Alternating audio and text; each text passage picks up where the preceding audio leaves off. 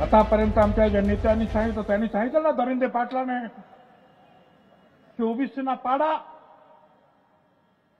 तोच आदेश आम्ही सुद्धा देऊ शकतो की जे जे ओबीसीच्या मुळावर उठलेले असतील, ते कुणाही समाजाचे नेते असू दे, त्यांना धाराशिव केले आडवे करा, त्यांना आडवे करा, एवढंच तुम्हाला सांगतो. ते काही म्हणता येते. आता बुद्धी ढळली, अक्कल दाढ पडली त्याची. बहुतेक अक्कल दाढ असते माणसाला, प्रत्येकाला. त्या घुरट भुजबळची पडली वाटतं. ते घुरट सगळीकडे ते वास दरवळतो का, तसं ते घुरट सगळीकडे हिंडत आहे. आणि ते त्याच्या चक्रव्यूहात सगळ्यांना घ्यायला लागले. ओबीसी नेत्याला त्याचा देवारा करून घ्यायला लागले आणि ओबीसीच्या नेत्याचा सुद्धा घ्यायला लागले. पण एक गोष्ट लक्षात ठेवा, ओबीसीतूनच आरक्षण घेणार आणि तेही मराठ्याला देणार. तुम्ही कितीही दडपण आणण्याचा प्रयत्न करा, त्याला बी बीडचे मराठी म्हणतात, एवढं लक्षात ठेवा.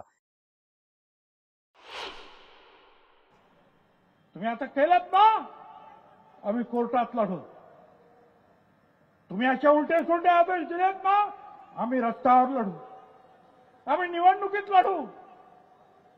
नाहीतरी आतापर्यंत तुमच्या पाट्या उचलल्यात ना रे आम्ही. एक दिवस असा येईल की आमचा हा गोर गरीब ओबीसी भटक्यांचा हा सुद्धा पालखीत बसेल आणि तुम्हाला सतरंजा उठवायला लावल्याशिवाय राहणार नाही. मराठ्यांचं कसं वाटोळ करता येईल, मराठ्यांच्या पोरांचं जीवन कसं उद्ध्वस्त करता येईल, याच्यासाठी ती त्यांनी घेतलेली सभा आहे.